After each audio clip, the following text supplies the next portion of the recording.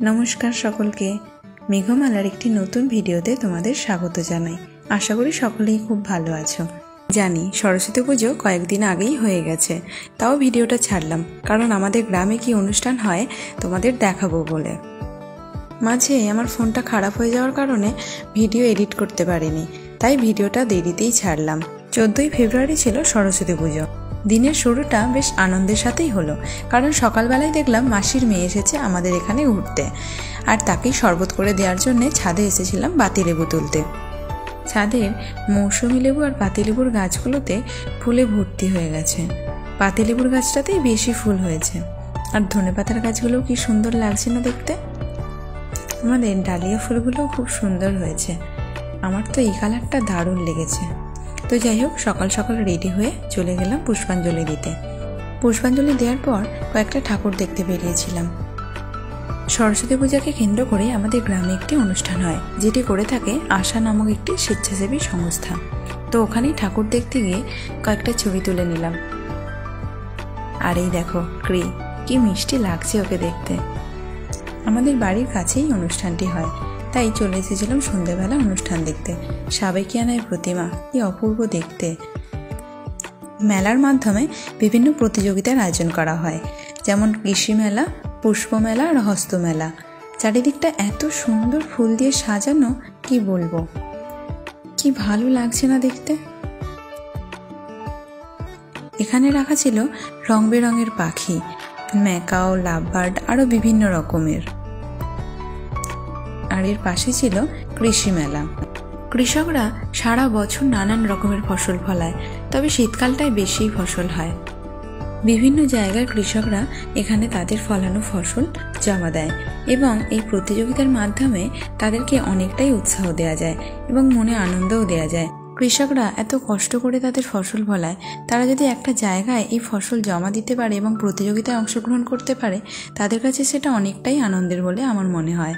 চারিদিকে এত সবজি দেখে চোখটা যেন ভরে গেল। কি বড় বড় দুটো আদার ঝাড়, আরও কত রকমের সবজি, গাজর, ফুলকপি, বাঁধাকপি, ফুলকপি তো কত রকমের, হলুদ, বেগুনি, আরও কত কি, লাউ, কুমড়ো, বেগুন, পেঁপে, এখানে পেঁয়াজ, ওদিকে ছিল শাঁকা আলু, এখানে আলুও কত রকমের দিয়েছে বিভিন্ন সাইজের। ওদিকে ছিল নারকেল, শাঁকা আলু, রাঙা আলু, কি বড় বড় কুমড়োগুলো, এখানে ছিল বাতাবি লেবু, আর দেখো কি বড় টমেটোর ঝাড়টা, আর এখানে দেখেছো কি বড় বড় টমেটোগুলো, আর এখানে ছিল মূলো, আর দেখো উপরে লঙ্কার গাছ। আর এইদিকে ছিল পুষ্প মেলা। এখানে দেখো টবে একটা ছোট্ট কমলা লেবুর গাছে কমলা লেবুতে একদম ভর্তি হয়ে গেছে। আরও নানান রকমের ফুল দেয়া ছিল, চন্দ্রমল্লিকা, ডালিয়া, এগুলো সবই প্রতিযোগিতার জন্য দিয়েছিল। আর বাঁদিকে চলছিল অনুষ্ঠান। আর ওইখানে দেখো একটা টমেটোর গাছে কত টমেটো হয়েছে, টমেটোগুলো পেকে লাল হয়ে গেছে একদম, কি সুন্দর লাগছে দেখতে। চারিদিকের পরিবেশটা এত মনোরম, দেখে মনটা খুশিতে ভরে ওঠে।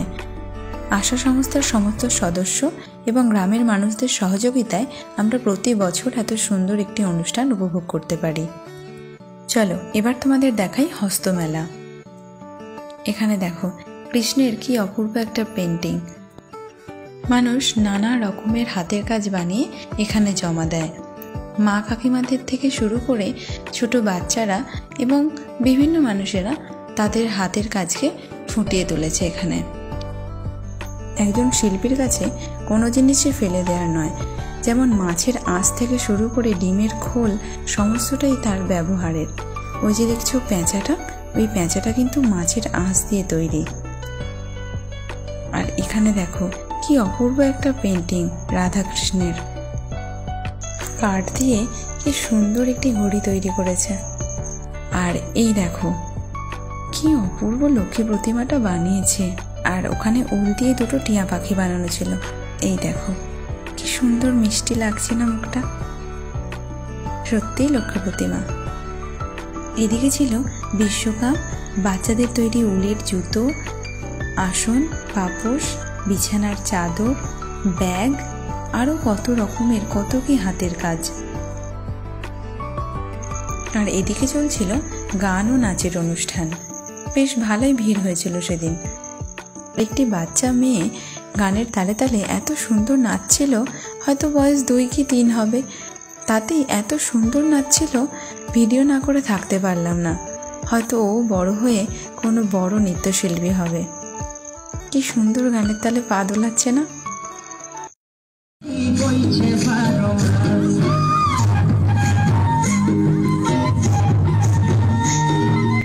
চলো বন্ধুরা, আজকের মতো তাহলে বিদায়।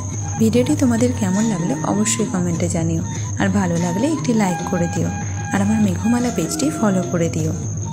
পরের একটি নতুন ভিডিও নিয়ে তোমাদের সাথে খুব শীঘ্রই কথা হবে। ততক্ষণ তোমরা আমার পাশে থেকো। সবাই খুব ভালো থেকো। নমস্কার।